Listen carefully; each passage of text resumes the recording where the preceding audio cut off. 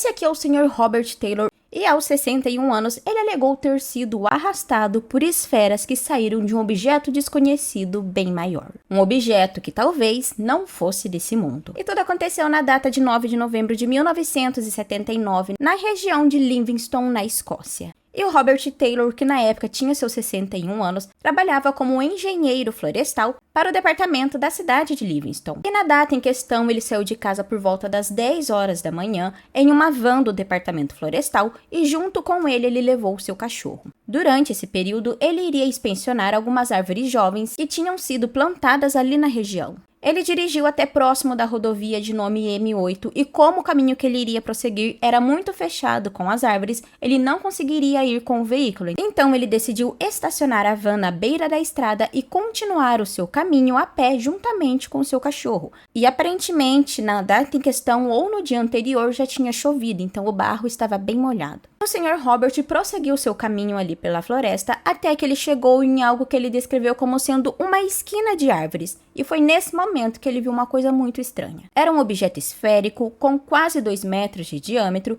que ao redor dele tinha uma espécie de borda e nessa borda várias pequenas hélices. Aquilo estava a cerca de 5 metros de distância dele. Ele descreveu também como sendo escuro, metálico e aparentava ter uma textura que lembrava uma espécie de lixa. Aquilo pairava acima do solo e em silêncio. E já no momento seguinte, próximo desse objeto maior, ele relatou ter visto também 2 outras esferas com aquela mesma aparência de lixa escura. Porém, essas eram mais parecidas com minas marítimas e, inesperadamente, elas começaram a voar na sua direção. E de forma muito rápida, essas esferas menores agarraram as pernas do Sr. Taylor, agarraram as suas calças. Elas se prenderam ali e começaram a puxar ele na direção daquele objeto maior. Ele tentou lutar contra aquilo, mas a força daquelas esferas era bem maiores, inclusive ele disse que sentiu as suas botas sendo arrastadas no chão. Então aquele cheiro estranho aumentou e no momento seguinte ele perdeu a consciência. E foi relatado por ele que quando ele acordou, tudo aquilo já tinha desaparecido, mas o seu cachorro tinha permanecido ao lado dele, mesmo aparentando estar com medo. E com muita dificuldade ele retornou até a sua van,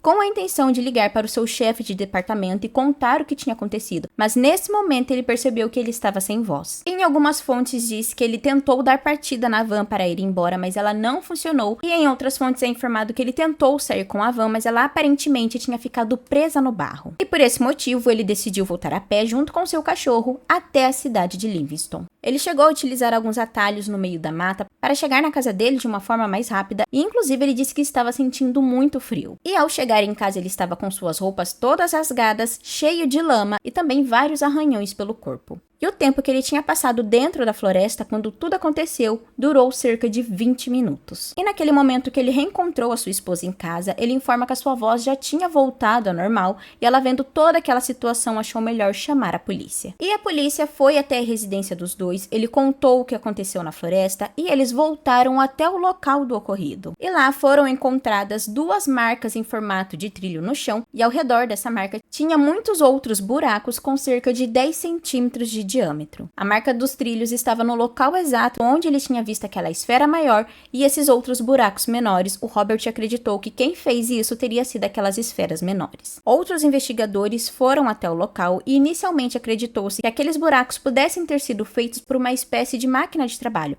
Porém, ali naquela região onde eles estavam, não tinha nenhuma máquina que fizesse buracos iguais aos que foram encontrados. E todas as marcas estavam somente naquele local onde o Taylor tinha sido arrastado. Era como se algo muito pesado tivesse simplesmente pousado ali naquele local. E mesmo assim, a polícia não conseguiu entender o ocorrido e então o caso do Robert Taylor foi registrado como agressão criminosa. Mas algumas investigações foram feitas e foi-se declarado que não existia nenhuma explicação racional para explicar aqueles tipos de marca. E as calças que o Sr. Taylor utilizava naquele dia também foram enviadas para análise forense e declarou-se que algo realmente tinha prendido nas calças, tinha sido arrastado para frente e para cima. E a história acabou se espalhando, muitos acreditaram na história que ele contou, porém outros acreditavam que ele simplesmente pudesse estar mentindo. Que ele pudesse ter sofrido alguma espécie de alucinação, epilepsia ou até mesmo um mini infarto, e criou essa história. Porém, ele sempre afirmou estar dizendo a verdade. E no ano de 2007, o Sr. Robert Taylor acabou falecendo, mas ele nunca mudou nada em toda a sua história. E em 2018, uma trilha foi erguida até o local onde tudo aconteceu, para que outras pessoas pudessem seguir os passos do Sr. Robert Taylor e passar no mesmo local onde ele teve aquela experiência. E esse foi o caso de hoje, eu espero que vocês tenham achado interessante. Esse caso também é conhecido como caso Livingstone. Eu já tinha contado ele bem lá no início do perfil, mas eu resolvi contar mais uma vez. Deixe aí nos comentários se você já conhecia essa história. E se você chegou até aqui, não esquece da minha parceria com a Scoop Art, que produzem essas luminárias aqui bem legais para quem gosta do tema de ufologia. E se você for meu seguidor, você tem 10% de desconto na sua compra.